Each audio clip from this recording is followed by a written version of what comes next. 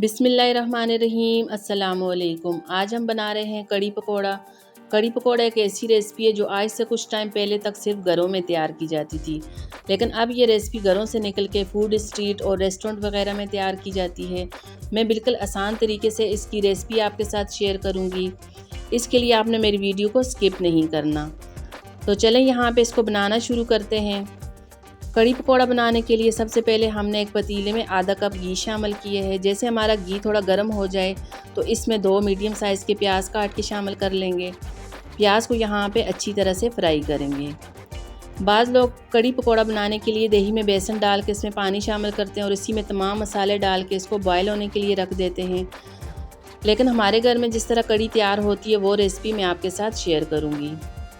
अब यहाँ पे जैसे हमारे प्याज का कलर थोड़ा चेंज हो जाए तो इसमें 2 चम्मच लहसुन अदरक के पेस्ट शामिल कर लेंगे और इसको 1 से 2 मिनट अच्छी तरह से यहाँ पे फ्राई करेंगे, ताकि लहसुन का जो कच्चापन है यहाँ पे ख़त्म हो जाए, अच्छी सी खुशबू आ जाए इसकी। अब जैसे हमारे प्याज का कलर थोड़ा चेंज हो जाए, प्याज का कलर हमने बहुत ज़्यादा डार्क नहीं करना, बस इसका हल्का सा कलर चेंज करना है। जैसे थोड़ा सा कलर चेंज हो जाए इसमें हम टमाटर काट के शामिल कर लेंगे और टमाटर की यहाँ पे अच्छी सी बुनाई करेंगे, ताकि टमाटर का जो कच्चापन है यहाँ पे ख़त्म हो जाए, इसका पानी खुश्क हो जाए और टमाटर अच्छी तरह से सॉफ़्ट हो जाएं। अब जैसे टमाटर हमारे अच्छी तरह से सॉफ़्ट हो जाएं, इसमें कुछ मसाले शामिल कर लेंगे। यहाँ पे हमने लिया है नमक 1 चम्मच, हल्दी पाउडर, धनिया पाउडर, लाल मिर्च का पाउडर और ज़ीरा पाउडर। ये तमाम चीज़ें हमने 1-1 चम्मच शामिल की हैं। नमक आप अपने टेस्ट के मुताबिक कम या ज़्यादा कर सकते हैं। इसको अच्छा सा मिक्स करेंगे ताकि मसाले का जो कच्चापन है यहाँ पे ख़त्म हो जाए। अब यहाँ पे हमने आधा किलो दही लिया है और साथ में 1 कप हमारे पास बेसन है। अब इन दोनों चीज़ों को अच्छी तरह से मिक्स करेंगे। साथ में इसमें 1 लीटर पानी शामिल कर लेंगे और 1 लीटर पानी हम कड़ी के दौरान इसमें शामिल करेंगे। इन तमाम चीज़ों को एक ब्लेंडर जग में डाल के अच्छी तरह से यहाँ पे ब्लेंड कर लेंगे, ताकि ये अच्छी तरह से मिक्स हो जाए। आप हाथों की मदद से भी इसको अच्छा सा मिक्स कर सकते हैं। मैं यहाँ पे एक ब्लेंडर जग में डाल के इसको तकरीबन 2 से 3 मिनट अच्छी तरह से यहाँ पे इसको ब्लेंड करूँगी। अब यहाँ पे ये जिस तरह अच्छा सा यहाँ पे मिक्स हो जाए तो इसको हमने जो मसाला तैयार किया था उस मसाले में शामिल कर लेंगे। अब यहाँ पे जब तक इसमें बॉयल नहीं आ जाता इसको चम्मच हम यहाँ पे चलाते रहेंगे। बीच में हमने चम्मच नहीं रोकना। अगर हम बीच में चम्मच नहीं चलाएंगे तो हमारे जो हमने दही शामिल की है वो दही यहाँ पे फट जाएगा। तो इससे पूरा कड़ी का जो यहाँ पे जो कड़ी तैयार करेंगे हम वो पूरी कड़ी ख़राब हो जाएगी। तो इसके लिए ज़रूरी है जब तक इसमें बॉयल नहीं आ जाता इसको मुसलसल चम्मच चलाते हुए इसको यहाँ पे बॉयल करेंगे। अब जिस तरह यहाँ पे कड़ी में हमारी में अच्छा सा बॉयल आ चुका है तो यहाँ पे हम हमारे पास हरा प्याज हमने काट लिया था वो प्याज शामिल कर लेंगे। प्याज शामिल करने के बाद इसको तकरीबन दम वाली आंच पे 1 घंटे के लिए हम पकने के लिए छोड़ देंगे, ताकि हमारी कड़ी अच्छी तरह से यहाँ पे पक जाए। अब इसके यहाँ पे पकोड़े तैयार करते हैं। पकोड़े तैयार करने के लिए हमने यहाँ पे 2 मीडियम साइज़ के प्याज काट लिए थे वो शामिल कर लेंगे। साथ में 2 आलू काट के शामिल कर लेंगे और यहाँ पे 1 कप हम बेसन शामिल करेंगे। बेसन शामिल करने के बाद इसमें कुछ मसाले डाल देंगे, जिसमें साबुत धनिया, कुटी लाल मिर्च, नमक, साबुत ज़ीरा, हल्दी पाउडर, लाल मिर्च का पाउडर और 1 चम्मच कसूरी मेथी शामिल करेंगे और साथ में हरा धनिया, हरी मिर्च काट के शामिल कर लेंगे और थोड़ा सा हरा प्याज काट के शामिल कर लेंगे। प्याज से एक अच्छी सी खुशबू आती है, इसमें अच्छा सा टेस्ट इसका बनता है, वो शामिल कर लेंगे। अब इसमें हमने 2 चम्मच अजवाइन शामिल की है और साथ में मीठा सोडा 1 चम्मच डाल देंगे। मीठा सोडा डालने की वजह से हमारे जो पकोड़े हैं वो अंदर तक अच्छी तरह से कुक हो जाते हैं।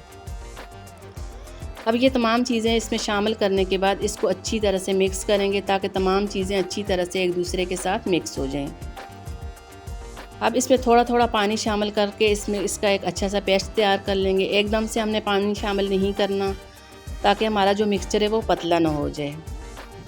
अब इसके पकोड़े फ्राई करना शुरू करते हैं। पकोड़े फ्राई करने के लिए मैंने यहाँ एक पैन में घी शामिल कर लिया था। अब जैसे हमारा घी गर्म हो जाए तो इसमें पकोड़े डाल देंगे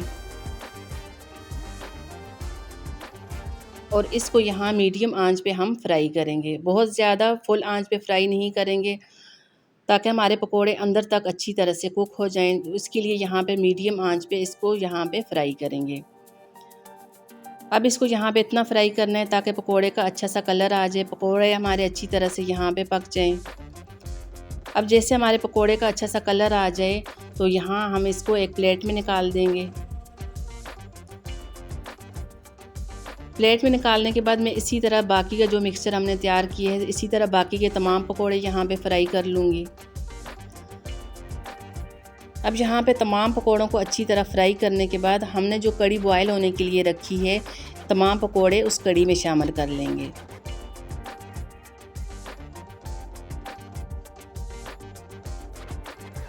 यहाँ पे आप देख सकते हैं माशाल्लाह से हमारी कड़ी तैयार हो चुकी है। अब इसमें पकोड़े शामिल कर लेंगे और इसको अच्छा सा मिक्स कर लेंगे। अब यहाँ पे हमने एक ज़रूरी काम करना है, वो ये है कि इसका तड़का तैयार करेंगे। यहाँ पे एक इसका ज़बरदस्त किस्म का तड़का तैयार करेंगे। तड़का तैयार करने के लिए मैंने एक पैन में वही वाला घी लिया है जो हमने पकोड़े जिसमें फ्राई किए थे, उसमें से थोड़ा सा घी ले लेंगे। अब जैसे घी हमारा थोड़ा गर्म हो जाए तो इसमें हम साबुत गोल मिर्चें शामिल कर लेंगे और साथ में 1 चम्मच साबुत ज़ीरा डाल देंगे। अब जब तक ज़ीरे की अच्छी सी खुशबू आती है इसको अच्छा सा फ्राई करेंगे।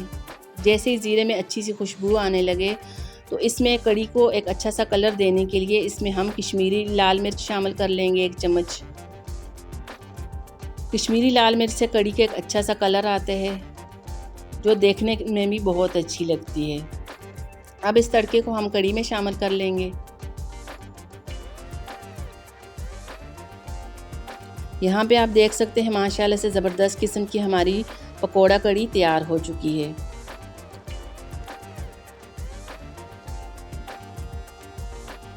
इसको यहाँ पे अच्छी तरह से मिक्स कर लेंगे। यकीन करें जितना ये यहाँ पे देखने में अच्छी लग रही है, इसका टेस्ट इससे भी ज़्यादा अच्छा है। अगर आपको इस तरह की कड़ी बनानी है, इसके लिए आपने मेरी रेसिपी को फॉलो करना है, साथ में मेरे चैनल को सब्सक्राइब कर दें। अगर आपको रेसिपी अच्छी लगे तो मेरी वीडियो को लाइक कर दें, दोस्तों और फैमिली के साथ शेयर कर दें। दुआओं में याद रखिएगा। अल्लाह हाफिज़।